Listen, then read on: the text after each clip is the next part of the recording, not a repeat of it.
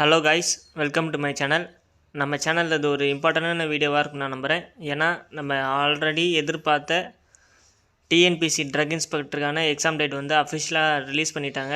இதுக்கான exam date எப்போது, என்ன சிலபஸ் படிக்கணும், இதுக்கான தமிழ் எலிஜிபிலிட்டி எப்படி இருக்கும், அது என்றைக்கு நடக்கும், அதை பற்றி நான் டீட்டெயிலாக சொல்லியிருக்கேன். ஸோ இந்த வீடியோ வந்து ஃபுல்லாக ஸ்கிப் பண்ணாமல் பாருங்கள்.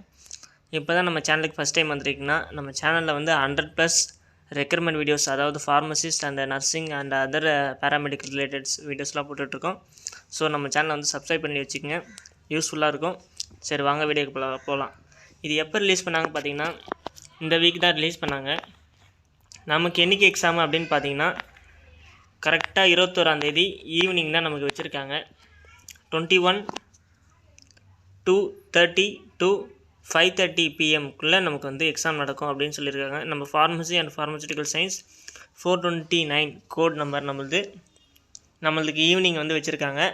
ஃபர்ஸ்ட் ஆஃப் ஆல் யாருக்கு ஸ்டார்ட் ஆகுது, ஃபஸ்ட்டு டேவே யாருக்கு ஸ்டார்ட் ஆகுது அப்படின்னு பார்த்தீங்கன்னா, ஃபஸ்ட்டு வந்து architecture, computer science and statistics வந்து ஸ்டார்ட் பண்ணுறாங்க. 14 ஆரம்பித்து கரெக்டாக என்றைக்கு முடியுது பார்த்தீங்கன்னா 26 முடியுது. அதாவது டிரான்ஸ்லேஷன்ன்றவங்களுக்கு 26 முடியுது. இந்த 26 முடிகிற அன்றைக்கி மார்னிங் வந்து தமிழ் எலிஜிபிலிட்டி டெஸ்ட் வந்து எல்லாருக்குமே கண்டக்ட் பண்ணுறாங்க. அது ஒரு நோட்டிஃபிகேஷன் வந்து நான் அட்டாச் பண்ணுறேன். அண்ட் தென் இதில் என்ன சொல்லியிருக்காங்க அப்படின்னு பார்த்தீங்கன்னா, கரெக்டான டைம் வந்து 2:30 எக்ஸாம் ஸ்டார்ட் ஆகுதுன்னா நீங்கள் வந்து 1 ஹவருக்கு ப்ரியராக இருக்கணும் அப்படின்னு சொல்லியிருக்காங்க. அண்ட் தென் வந்து உங்களுக்கு அட்மிட் கார்டு எப்போ ரிலீஸ் ஆகும் அப்படின்னு பார்த்தீங்கன்னா, ஒரு 6 to 5 days அந்த டேட்டில் வந்து உங்களுக்கு அட்மிட் கார்டு வந்து ப்ரியராக ரிலீஸ் ஆகிடும். அதை வந்து நீங்கள் பிரிண்ட் அவுட்டை தெரிஞ்சுக்கணும். அண்ட் தென் நீங்கள் எக்ஸாம் ஹாலுக்கு போகும்போது admit card plus 1 photo and then 1 original proof வந்து நீங்கள் கம்பல்சரி எடுத்துகிட்டு போகணும். ஏன்னா வெரிஃபிகேஷன் நடத்துவாங்க. அண்ட் தென் நீங்கள் வந்து பாஸ்போர்ட் சைஸ் ஃபோட்டோ எடுத்துகிட்டு போகணும் கம்பல்சரி. ஏன்னா இன்கேஸ் அட்மிட் கார்டில் ஒட்டணும், இல்லைனா அங்கே இருக்கிற இதெல்லாம் ஒட்டணும் அப்படின்னா அங்கே தேவைப்படும். ஸோ இதெல்லாம் வந்து நீங்கள் எடுத்துகிட்டு போகணும். பென், பேப்பர் எல்லாமே அவங்க வந்து அவங்களே ப்ரொவைட் பண்ணுவாங்க. இதுக்கான தமிழ் எலிஜிபிலிட்டி டெஸ்ட் வந்து நான் இப்போ சொல்கிறேன். இதுக்கான தமிழ் எலிஜிபிலிட்டி டெஸ்ட் வந்து என்றைக்கு நடக்கும் அப்படின்னு சொல்லியிருக்காங்கன்னா, 26 அக்டோபர் மாதம் மார்னிங் 9:30 to ஆஃப்டர்நூன் 12:30 வரைக்கும் கண்டக்ட் ஆகும் அப்படின்னு சொல்லியிருக்காங்க.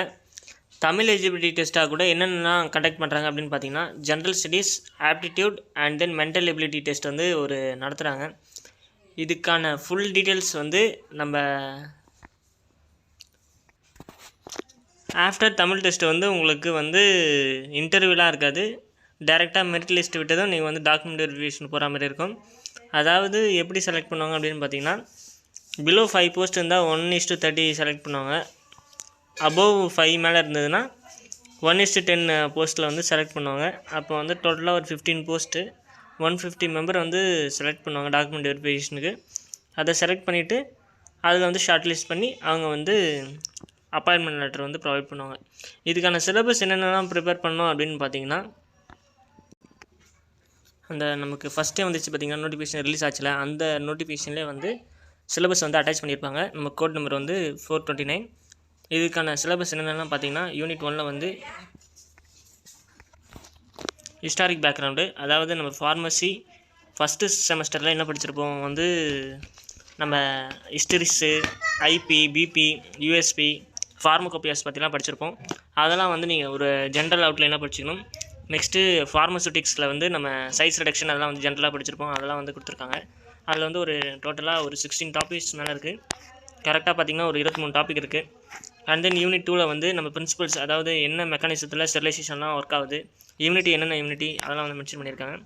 நெக்ஸ்ட்டு யூனிட் 3 வந்து அட்டாமிக் ஸ்ட்ரக்சர், ரேடியோ ஆக்டிவ் ஐசோடோப்ஸ்லாம் பற்றி கொடுத்துருக்காங்க. அதெல்லாம் பற்றி படிக்கணும் நீங்கள். அது வந்து ஒரு 5 டாபிக்ஸ் இருக்குது. நெக்ஸ்ட்டு யூனிட் 4 வந்து ஒரு 2 டாபிக் இருக்குது. Chemistry, synthesis and medicinal uses of a drug, அதாவது நம்ம ஃபார்மகாலஜியே தான். யூனிட் 5 வந்து நம்ம டிஎல்சி குரோமட்டோகிராஃபிலாம் படிச்சிருப்போம் பார்த்தீங்களா, அந்த குரோமட்டோகிராஃபி தான் வந்திருக்கு.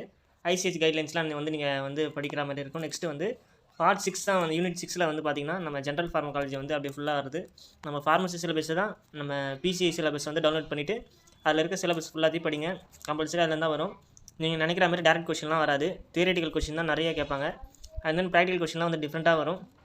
ஸோ வந்து நீங்கள் ப்ரீவியஸ் இயர் கொஸ்டின் பேப்பர் வேணுன்னா கமெண்ட்டில் வந்து மெசேஜ் பண்ணுங்கள். நம்ம வந்து வாட்ஸ்அப் சேனலில் வந்து நான் ஜாயின் பண்ணிக்கோங்க, அதில் வந்து நான் அட்டாச் பண்ணுறேன். So previous year question paper analyse பண்ணி அதை வச்சு ஒரு மாடலாக இந்த 2024 வந்து நீங்கள் ப்ரிப்பேர் பண்ணிங்கன்னா கம்பல்சரி வந்து கிராக் பண்ணிடலாம். யூனிட் 8 வந்து பார்த்தீங்கன்னா ஜென்ரல் டேர்ம்ஸ்லாம் இருக்கும் பார்த்தீங்களா, அந்த morphological, taxonomical, pharmacological classification of crude drug, அதாவது இது ஃபார்மகாக்னசி பற்றி ஃபுல்லாக சொல்லியிருக்காங்க. அதை பற்றி நீங்கள் படிக்கிற மாதிரி இருக்கும்.